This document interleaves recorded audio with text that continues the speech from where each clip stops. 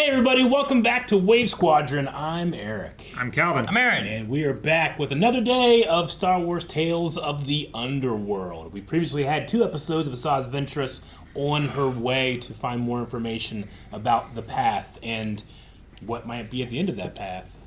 Her love, Quinlan Voss. Find her heart's desire. Yep. She has picked up a young Padawan Lyko, and maybe begrudgingly has begun to mentor him a little bit. So that's been cool to see. And then, we're going to see what happens next, I think, unless this just jumps to Cad Bane.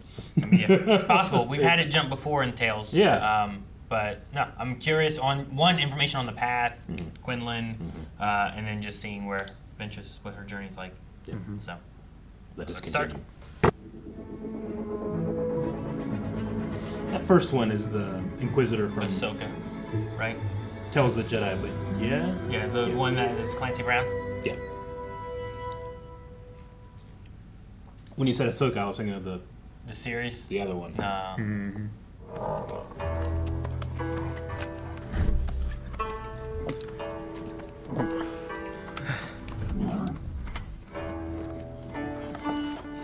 Gotta conserve it. So I told Colson when we had popcorn in the movie theater, he drank all his soda. So you gotta You make gotta it ration last. that shit. Yeah. Especially with popcorn. Yeah. In the middle of a movie that Yeah. you want to watch. Oh, he dropped 2. You little shit. Oh, that's Frodo, though. Frodo that one time. Oh. Whoever's living out here in the middle of nowhere can tell us where the hidden Jedi path is. Great idea. Battle droids. They're up like scarecrows almost. They have like cardboard guns. Yeah. Yeah. These are battle droids. Wow. They seem as effective as always. She fought with them. I know. She had to fight She's alongside murdered them. them. Why?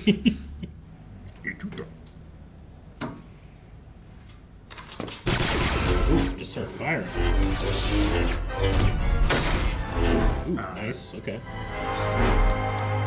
It's a kid. Let's not rush to judgment. Come in. Can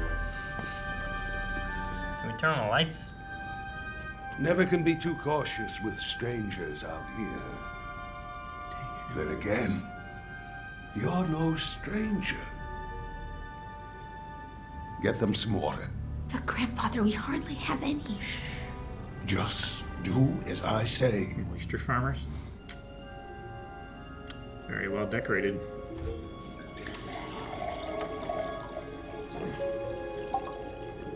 You're among allies here. I think you have me mistaken. Not likely. You stood in Dooku's shadow, and we were all grateful for it. Lady Ventress. Separatist. Damn, it's over? No. I forgot there was an intro. I was like, what? One warrior word. to another. Pre Vizsla and Maul say that during their fight, right? One warrior to another. Pity about the war. Guess we needed more like you instead of all those droids. Turned out, our side was right. I'd offer you a meal, but we're low on crop.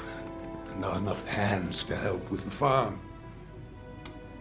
At least Mask we're far Spectre. away from the Empire out here. Bad part is the water is scarce. And it's dangerous trying to get it. Raiders got me last time we went out. It's not far from the spring. She just needs to collect water. Help her collect water. I'd appreciate your help. One warrior to another. Side quest. For the main quest. Damn! Why don't you live here? The Raiders are here.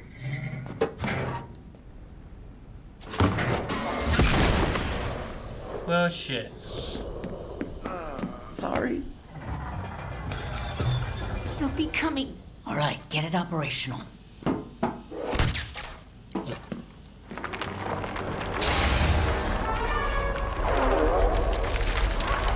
They're almost. Oh, it's so big. There's a lot of them riding like horses. Got it. Where's this something big? Oh, the masks. They're like a bike gang, Yeah, a swoop bike gang. so many. Oh my god.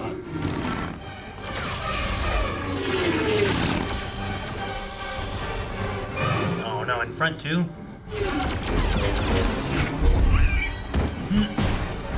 Hey, big guys. They're so little, yeah. They're little. You son of a bitch. I said, fuck you.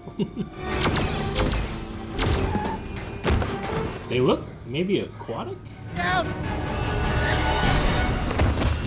They're the same color as that hole. It's like they're trying to protect it.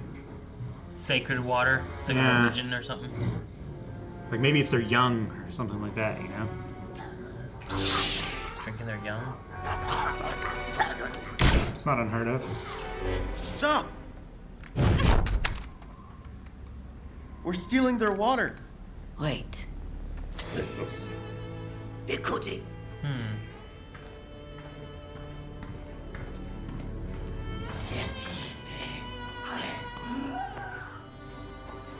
Sarpu, Varku Nuka, Ni Vardu Ishu Biku. Sometimes you need to just listen. It's how I was trained. Good luck convincing the old man. That's where you come in. One soldier to another. What's the story of it all? I think you just walk over that fence. Not even jump. What is this? You betrayed me. Evidently, you were stealing their water. Their water. We have a right to it as much as they do. Maybe. But so far, that way of thinking has gotten several of them killed, and you injured. Because it's war. No, it's not. You've just been fighting so long, you know no other way. He's a Jedi.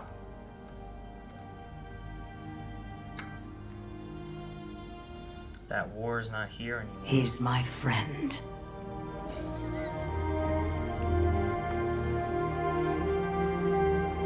It's hard to let go.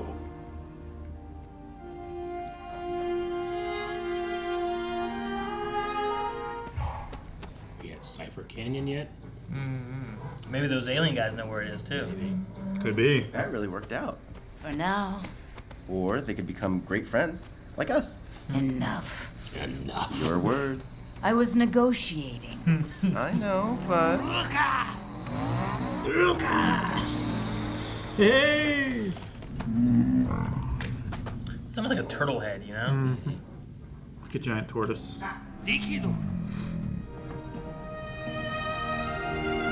Aha!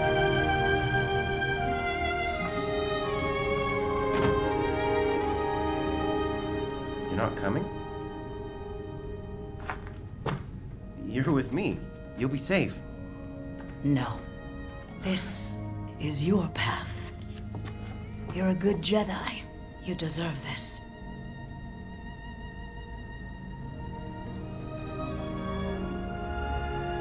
You better get going, kid. May the Force be with you.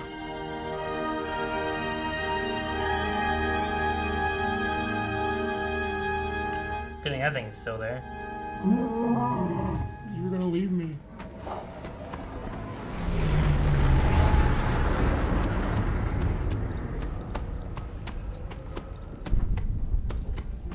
Wait! I was wondering. You're supposed to be on that ship. I figured I was better off with you. You missed the ship, didn't you? No, I just want to be here with you. I wish you were on that ship. Now, is that anything to say to your friend? It's gonna be fucking empty again, isn't it? It sounded empty. It did sound empty.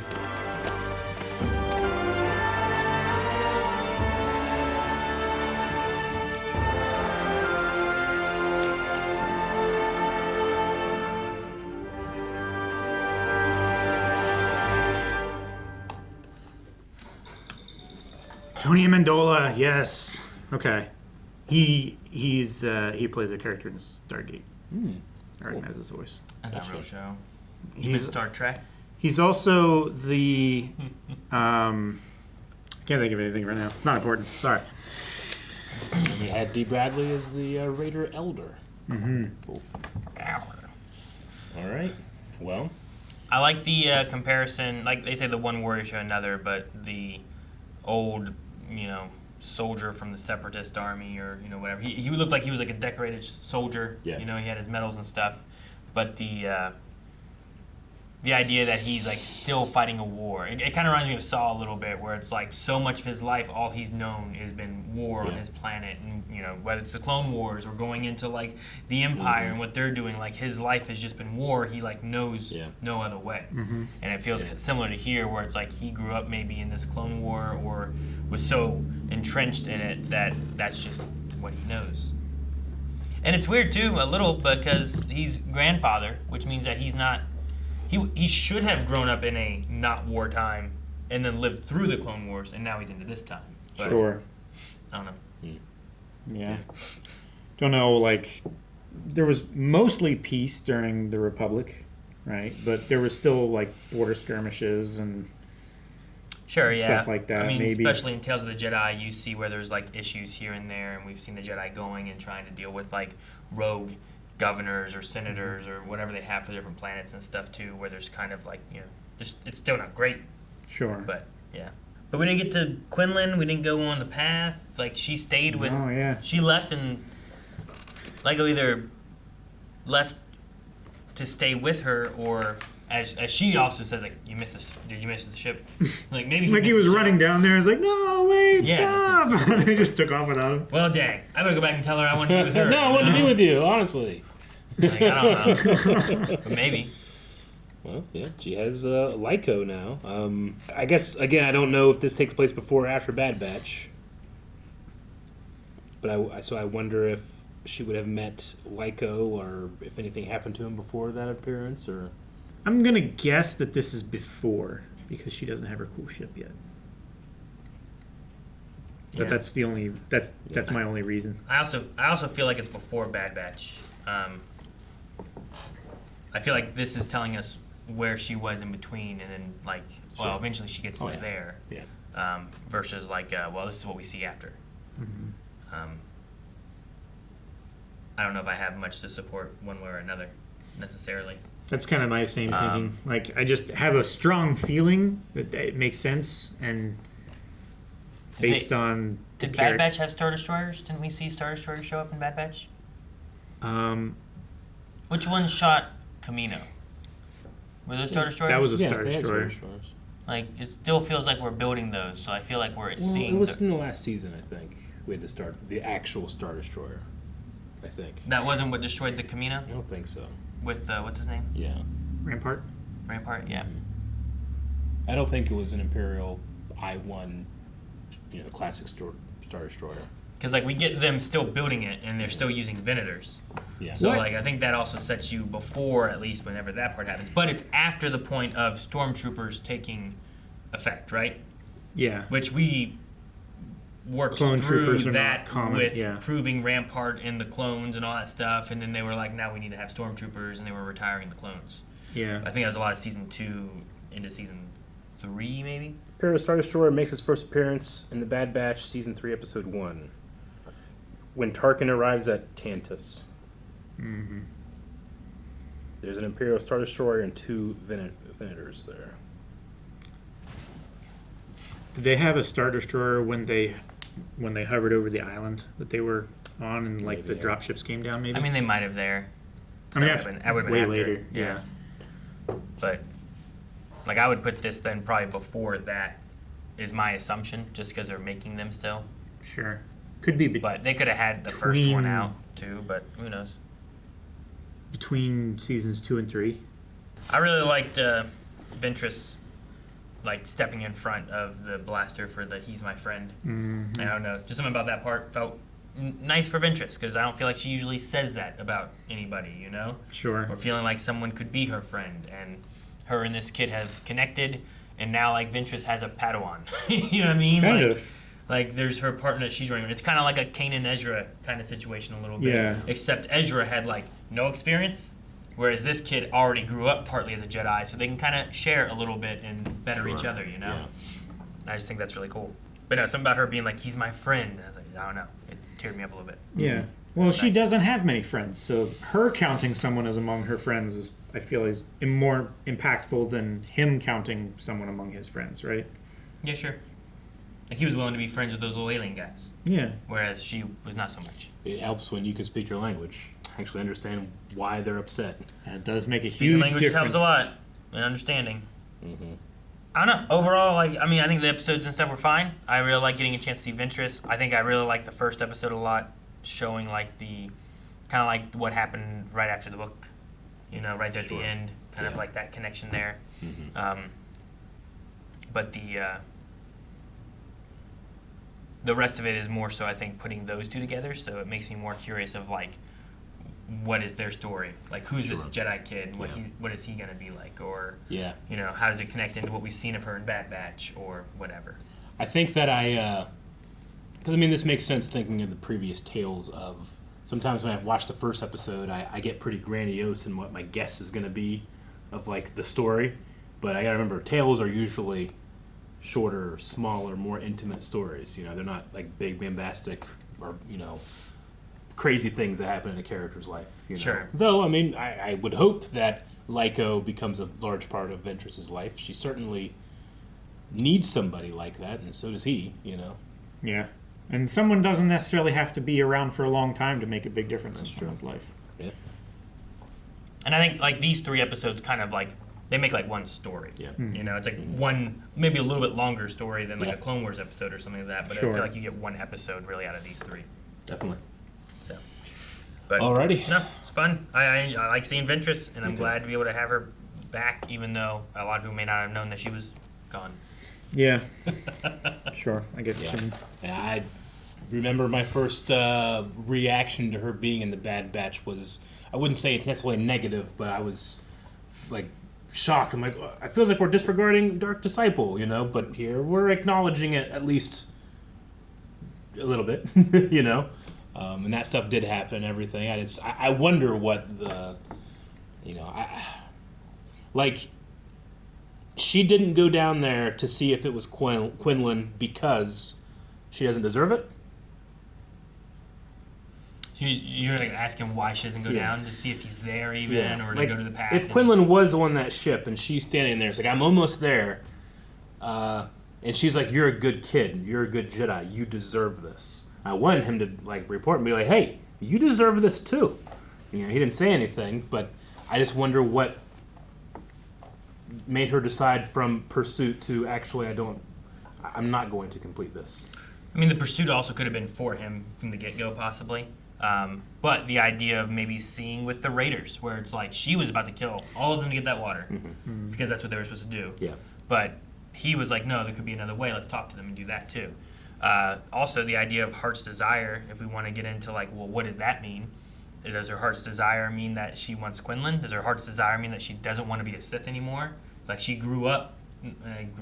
She started as a Jedi, you know, until her master was killed, and then became an assassin for Count Dooku and stuff. So, like there could be an aspect where her desire of being a Jedi is that she doesn't believe that she can be a Jedi anymore, and that's kind of what she's maybe fearing more so than Quinlan even. I don't know. Sure. Yeah, it could be something like that. I don't think it's necessarily this, but I suppose you could have an interpretation of she thinks the thing that she wants is Quinlan, but once she's actually there and looking down, like that could be him realizing I don't want this anymore, and that her heart's desire is gone. I don't know. Yeah. Maybe. Or not knowing, how he'll react. The idea of, like, is she a Jedi? Is she not a Jedi? Where does she fit into this idea of the path and protecting Jedi? Mm-hmm. You send the kid that way to protect him and, like, Sure. that's a good Jedi. I'm not, and I don't belong there. I mean, we'd have to go into some details of that book, but Quinlan got up to some shit too, Sure. As Dooku's apprentice in that book. Some crazy stuff, so I imagine she would know about that type of thing. Yeah, maybe. Yeah. I think it's introspective on her. It was almost like a private introspection that I'm intruding on. But I'm curious, of what made her think, actually, this isn't something that I want or need or that I'm going to pursue anymore. I mean, it could also be that she assessed the situation. She gave everybody a optical pat down. No, she just, she's so recognizable that she would endanger the path by just being on it. Yeah. Yeah, possibly. Maybe. I mean, she was a much more well-known member of the war, right? Yeah. It was, Dooku would, like, Dooku walking around, you'd be like, wait a minute, I know you. It could be similar to that, where, like, that guy recognized her. Mm-hmm. And it's been, I don't know, let's just say at least a year. Mm-hmm. And she looks different. And I don't know who all knows her to be dead. Right? Mm-hmm. Sure. But even the Inquisitor recognized her and said, you should have stayed dead. Mm-hmm. So there's definitely a recognizable face there somehow. Or maybe it's a fighting style, or maybe, whatever it is. But in that sense, it would make it harder to go incognito sometimes. All right, well, that was the Ventress half. I think tomorrow is when we, and hopefully he'll forgive me for saying this, stick our nose into Cad Bane's business. What? He doesn't have one. He might be upset by me saying that. But that's what he said. Guys, thank you so much for watching. We hope you enjoyed Star Wars Tales of the Underworld. As Eric said, we will be back tomorrow. Beginning the next episode, which I believe goes into Cad Bane's story now. So make sure you subscribe here. We also have Knights of the Old Republic going on this week. We have Andor as well. We have Sunday with Clone Wars. It's a great time to subscribe here at Wave Squadron.